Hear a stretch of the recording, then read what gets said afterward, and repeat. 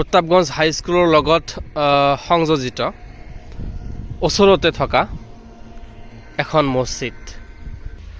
কি কৰে এখন আল্লাহৰ ঘৰ। সরকার ভাঙি দি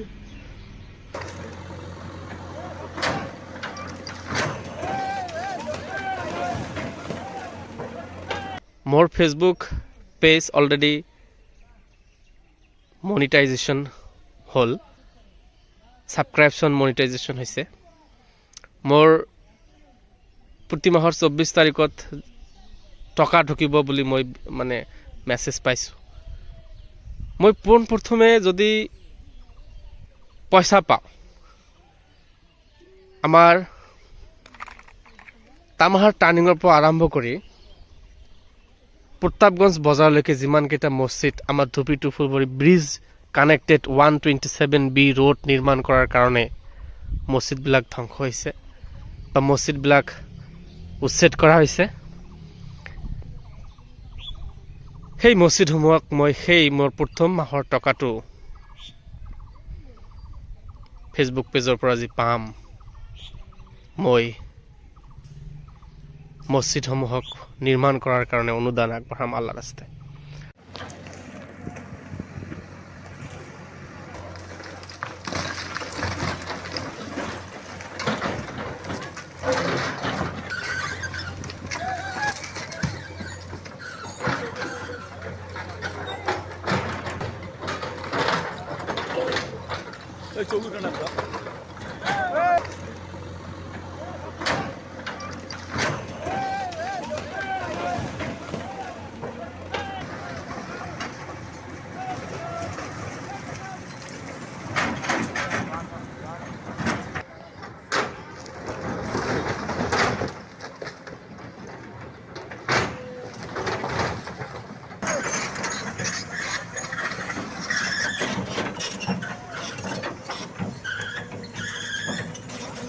ইয়াত চাই আছে আমাৰ এখন মছজিদ আছিল। ইয়াত হৃদয় বিদাৰক এক কাহিনী।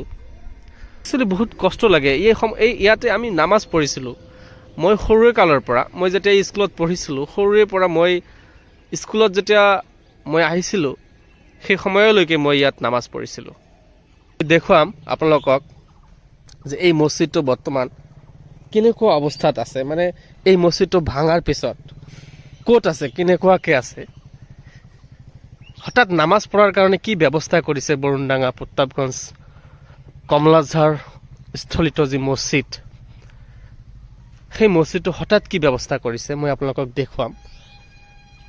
কি কষ্টৰ ফল। এইটো মছজিদ হয়। এইটো এতিয়া ৰাইজে মিলি এটা জুপুৰি বনাইছে আৰু ইয়াতে আমাৰ মছজিদটো নামাজ পঢ়াৰ কাৰণে অলপকে বনাইছে, যাতে নামাজ আদায় কৰিব পাৰোঁ। রোজার মা আহিছে, সবে বরাত আহিছে। আসসালামু আলাইকুম, ভাল আছেন? আজকে আমরা অনেক দুঃখ অনুভব করছি, আমার মাজত আমার যেটা মসজিদ আছে আমার নাই। আপনার কেমন লাগে? কি করে এখন আল্লাহর ঘর সরকার ভাঙি দি হবে। আমার মাজত আমার মসজিদটা হঠাৎ করে নাই হয়ে গেল। আপনি তো সবসময় মসজিদের লগতে থাকেন। এলা এটা আমরা নামাজ পড়ার জন্য শর্টকাট করে বানাইছেন।